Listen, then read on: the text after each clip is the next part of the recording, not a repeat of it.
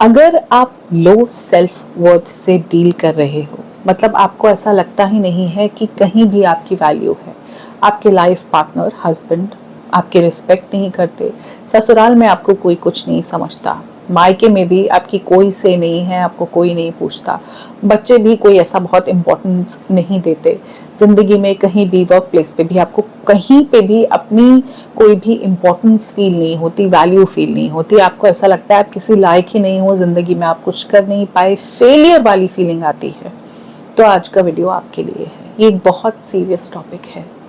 मैं आपसे सिर्फ एक बात कहना चाहूँगी कि कई बार अपनी खुद की माँ अपनी बेटी की सेल्फ वर्थ ख़त्म कर देती है।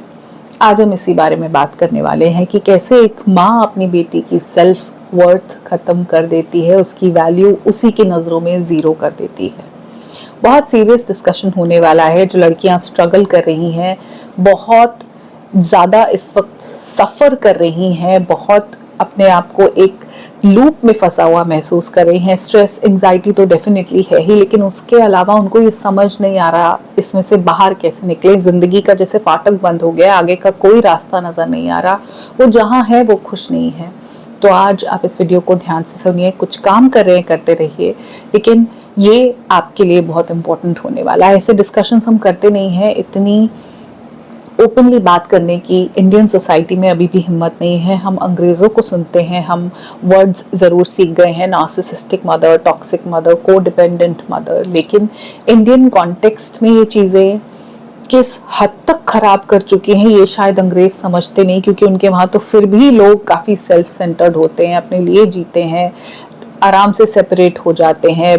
पेरेंट्स भी बच्चों को 15-16 साल में छोड़ देते हैं कि जाओ जी लो। यहाँ पे तो बच्चे 40-40 साल के माँ बाप के आज्ञाकारी बच्चे बन के रहते हैं, उनका कहना मानते हैं, पेरेंट्स उनको कंट्रोल करते हैं, उनकी शादी के बाद भी उनके पार्टनर्स को, उनके आगे बच्चों को, ग्रैंड चिल्ड्रन को भी कंट्रोल करते हैं। अंग्रेज तो कभी समझ भी नहीं सकते कि हम किस हद तक अंदर तक खराब है। तो एक नार्सिसिस्टिक मदर तो बहुत छोटा टर्म है, तो मैं यहाँ नार्सिसिस्टिक मदर नहीं बोलूँगी, पर हम काफ़ी हद तक बात करने वाले हैं एक ऐसी माँ की जो अपनी बेटियों के लिए सही माँ नहीं है। और ऐसा बहुत जगह पे है, माएँ सिर्फ दिल लगा के जी जान से बेटों को चाहती है, बेटियों को प्यार उस तरह नहीं मिलता।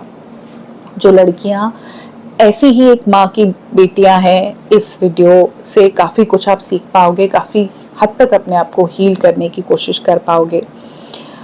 ये माँ जो है ये पूरी तरह से घुसी हुई है अपनी बेटी की जिंदगी में, एनमेशमेंट समझते हो कि वो ये फर्क भी नहीं समझ पा रही कि मैं कौन हूँ और बेटी कौन है, बेटी मैं हूँ, मैं बेटी हूँ, इतना डिफरेंस भी उनको नहीं पता है। पूरी तरह से घुसी हुई है, शादी की पर्सनल डिटेल तक वो जानना चाहती है, बेटी की जिंदगी में क्या चल रहा है। कोई बाउंड्रीज वाला कॉन्सेप्ट ही नहीं है। तुम किससे शादी करोगी उन्होंने डिसाइड किया, फिर शादी के बाद क्या करोगी, कब बच्चे करोगी, कितने करोगी, everything she wants to know. और उससे पहले भी ऐसा ही था, अगर तुम किसी के साथ रिलेशनशिप में हो तो माँ को पता होना चाहिए, माँ जानना चाहती है। माँ ने कभी अपने आप को आपसे अलग नहीं समझा, उनकी प्रॉब्लम्स आपकी ही हैं, आपकी तो कोई प्रॉब्लम है ही नहीं, बिकॉज ऑलरेडी माँ की ही इतनी सारी थी। ये मदर मोस्टली बहुत सैड आपको मिलेगी, मिजरेबल स्टेट में, इनका मूड हमेशा खराब ही रहता है। ये मदर्स कभी भी अच्छा फील नहीं कर रही होती, एक डिसलाइक है अपने खुद के लिए, तो ऑब्वियसली बेटी के लिए भी। अब क्योंकि इनकी जिंदगी में हमेशा चीजें बुरी बुरी बुरी होती है, इनको बहुत सिंपैथी चाहिए, बहुत सारी सिंपैथी चाहिए कि तुम आओ और मुझको संभाल लो। ये मदर्स वो हैं जो उतनी इमोशनली मैच्योर ही नहीं है कि अपने आप को संभाल पाए, अपनी केयर कर पाए। ये जिम्मेदारी बच्चों की है कि बच्चे इनको संभालें, क्योंकि बच्चे ही जिम्मेदार हैं इनकी हालत के लिए। इन मदर्स ने जो भी कुछ किया है बच्चों के लिए, उसको नाम सैक्रिफाइस कर दिया। अगर करियर चूज नहीं किया तो मैं ये बन सकती थी, मैं ऐसा कर सकती थी, मैंने अगर वहां जॉब की होती तो आज मेरी 1 लाख सैलरी होती, लेकिन मैंने नहीं किया तुम्हारी वजह से, मैं नहीं गई तुम्हारी वजह से, मेरी हेल्थ आज खराब है तुम्हारी वजह से, मैं मोटापे की शिकार हूँ तुम्हारी वजह से।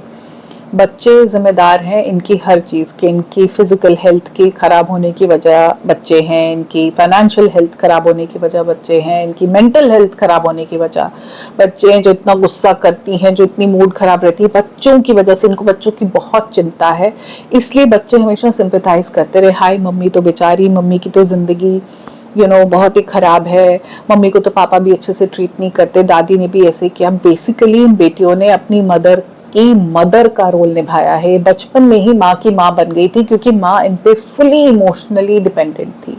इन बेटियों की जिम्मेदारी थी माँ को सुकून देना, सुख देना। माँ के सिर में दर्द है तो चाय बनानी है, सिर पे बाम लगाना है, सिर दबाना है। आज खाना इन बेटियों को ही बनाना है, क्योंकि मम्मी की तबीयत ठीक नहीं है, मम्मी के घुटनों में दर्द है, तो घर की सफाई इनको करनी पड़ी। छोटी सी उम्र में इन बच्चों ने जिम्मेदारी संभाली थी, और सारा कुछ ही मैनेज भी कर रही थी। बेटियां सब कर रही थी, क्योंकि अपनी माँ की माँ थी। इन माँ ने सारी डिटेल्स बताई है इन बेटियों को कि कैसे पापा इल ट्रीट करते हैं, पापा अगर हाथ उठाते हैं, या पापा गुस्सा कर देते हैं, पापा कोई भी जो गलत कुछ भी उनकी इवन बेडरूम की चीजें भी मदर बेटियों को बता देती। इन्वेस्टमेंट इस हद तक है कि वो कभी कोई बाउंड्री रखती ही नहीं ना, कि बच्चों का छोटा दिमाग प्रिपेयर्ड है भी कि नहीं इतनी अडल्ट इंफॉर्मेशन के लिए। They have no idea. Financial issues के पैसों के इशू है, वहां से कर्जा उठाया, उस रिश्तेदार से हर एक चीज बताएंगे कि फलाने अंकल ने मुझ पे गलत नजर रखी थी, या बुआ ने ऐसे किया था, फूफे ने, कुछ भी मतलब everything they will tell everything. लेकिन इस सब के बावजूद भी सुपीरियर फादर ही है, बाप की इज्जत होनी चाहिए, बाप सबसे ऊपर है। बच्चों को अपने पे डिपेंडेंट बना देने में इन मदर्स को एक सुकून मिलता है। आप टर्म कुछ भी दे दो, ये मदर्स नहीं चाहती कि बेटियां इंडिपेंडेंट हो, अपनी जिंदगी के खुद फैसले लेने लगे, किसी को डेट करके किसी से भी शादी कर लें, कौन सा करियर चूज करें, टीचर ही बन जाएं, क्योंकि दोपहर तक घर आ जाती हैं टीचर्स, तो खाना बना सकती है, सुबह बच्चों के साथ स्कूल जाएंगी, वापसी में बच्चों के साथ आ जाएंगी। तो प्रोफेशन भी ये मदर्स ही डिसाइड करती हैं। ये मदर्स नहीं चाहती कि इंडिपेंडेंट हो, सोच से हर तरह से ये माँ पे डिपेंडेंट हो। अगर ये इंडिपेंडेंट हो गई, अपने घर में खुशी से सुख से रहने लगी, तो इनको माँ की जरूरत खत्म हो जाएगी। ये चाहती है कि हमेशा बच्चों को नीड हो, ये कहीं ना कहीं बेटों के लिए भी यही चाहती है कि they want to be needed. वहां से इनकी वर्थ निकलती है कि बच्चों को मेरी जरूरत है, हमेशा मेरी जरूरत रहे। पढ़ाई करवा के, it starts in the childhood, की जब बहुत बच्चे छोटे होते हैं ना, 4th 5th 6th 7th 8th 9th 10th, पढ़ा रही हैं इनको। पढ़ाने में माँ का फर्ज सिर्फ इतना है कि बच्चों को काम दे दो, ये लर्न करो, मैं सुन लेती हूँ, या तुम ये वाला टॉपिक करो, कुछ कंफ्यूजन है तो मैं क्लियर करूंगी। ये माँ ने एक एक लाइन बैठ के, और फिर ये एहसान, मैंने इनको पढ़ाया ताकि पढ़ाई के लिए इनको मेरी जरूरत पड़े, फिर कॉलेज में एडमिशन के लिए मेरी जरूरत पड़े, फिर शादी निभाने के लिए भी मेरी जरूरत पड़े, मैं बताऊंगी कि तुमको कैसे अपने पार्टनर से डील करना है। बेटे को बताएंगे कि बहू को कैसे सिर पे नहीं चढ़ाना है, बहू को ज्यादा इम्पोर्टेंस नहीं देनी है, थोड़ा सा इसको काबू में रखो। बेटी को बताएंगे कि दामाद को कैसे। They will just want the children to be dependent on her for every decision, for everything, because they feel worthy. बच्चों को अपने हाथ से नहीं निकालना, तुम दुखी रहो। इन्होंने अपनी बेटियों के लिए कभी ऐसा विजुअलाइज किया नहीं है कि ये अच्छे बड़े घर में जाए, ये इंडिपेंडेंट हो, करियर वाली लड़कियां हो, अमीर घर में शादी हो, जो मैंने जिंदगी जी है उनकी ना हो। इन्होंने सोचा कि जो मैंने किया है वहीं से शुरू करे, उससे भी पीछे से करे तो अच्छा है। ये अपनी इनसिक्योरिटी है, कोई ऐसा इंसान रावण राक्षस नहीं है, क्योंकि लोगों को ना बहुत बहुत बुरा लग जाता है जब ऐसी बातें बोलो। ये सब हो रहा है बिकॉज हमारी समाज में पेट्रियार्की रियल में है। लेडीज को पेट्रियार्की ने बनाया है, वो खुद से ऐसे नहीं बनी। There is a thing called patriarchy approved woman, ये वही है। इनको अपने पति को इम्पोर्टेंस देनी है, क्योंकि बचपन में बाप को दी थी, भाई को दी थी, अब पति को देनी है। अब जो घर में बच्चों को जिनको बड़ा करे, उन्हें भी पापा को ही सबसे सुपीरियर मानना है, वो भगवान है घर के। पेट्रियार्की एक लेडी को ये सिखाती है कि तुम कम हो, ये आदमी सुप्रीम है। अब उसके पीछे ये आदमी कुछ भी करे, ये दारू पीकर आए, शराबी होते हैं बहुत सारे घर में। इस पे मैं कभी डिटेल में वीडियो बनाऊंगी, बिकॉज ये अल्कोहलिज्म जो है ना, ये बहुत कॉमन है इंडियन घरों में। फादर्स ड्रिंक करके आते हैं, उसके बाद क्या तमाशे होते हैं वो हम खुल के बोलने के लिए अभी तैयार नहीं है। इंडियन जो सिस्टम है उसमें इन चीज़ों को हम बाहर नहीं बोलते, इनको हमें अपने घर के दरवाजों के पीछे दबा के रखना है।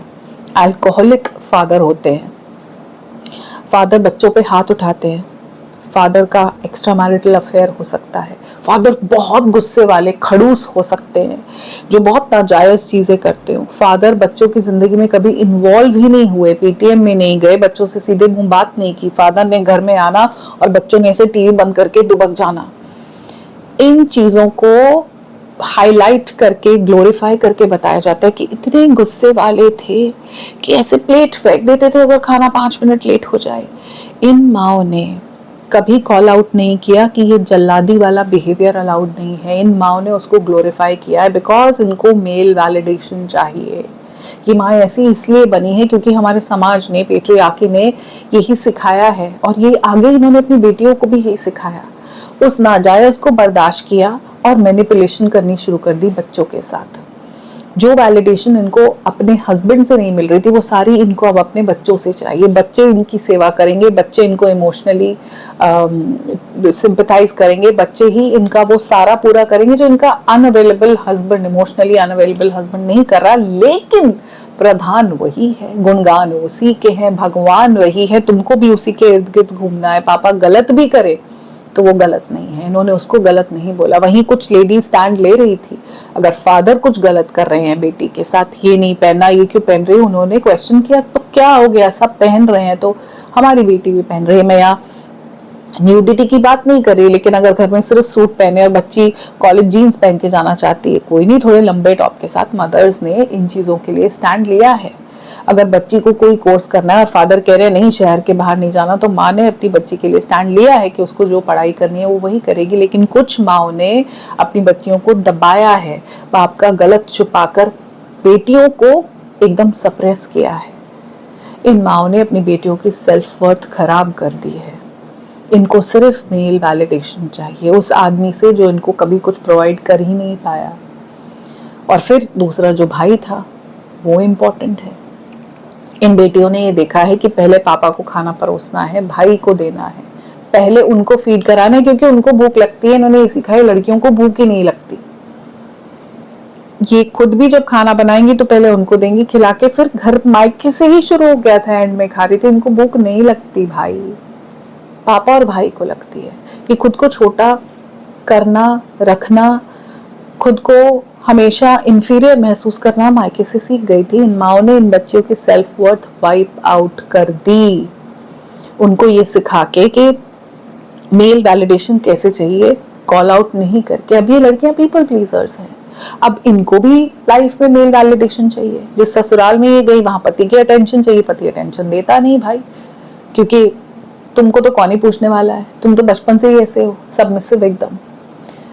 इन लड़कियों को अपने आप को कम रखना क्योंकि आता है, दूसरे को सुपीरियर ये समझती हैं, ये कर तो रही है वो सारी चीजें, बट क्योंकि आज का टाइम सोशल मीडिया का टाइम है, इतनी अवेयरनेस है, तो ये जान रही है कि इसमें गलती है। लड़कियां टायर्ड हैं, ये जो भी चीजें कर रही हैं उनको वो करना नहीं है, ये पीपल प्लीजिंग नहीं करना चाहती। इनको पता है कि मुझे हर वक्त दूसरे के आगे उसके तलवे चाटने हैं, वैल्यू के लिए, रिस्पेक्ट के लिए।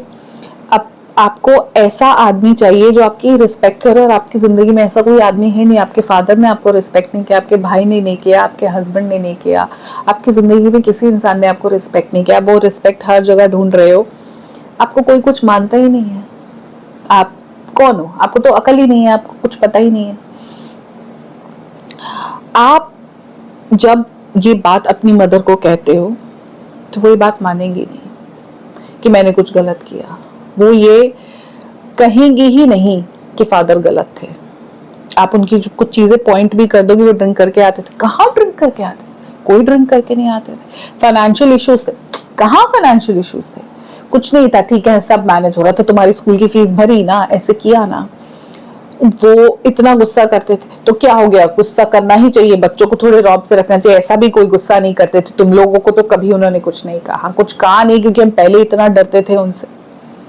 आपने जब भी कन्फ्रंट किया, आपकी माँ ने कभी वैलिडेट किया ही नहीं कि तुम्हारे साथ कुछ गलत हुआ है। वो हमेशा यही कहती रही कि फादर बढ़िया है, भाई बढ़िया है, तुम्हारे को बराबर ही पाला है, हमने कुछ गलत नहीं किया। उन्होंने कभी इस बात को माना ही नहीं।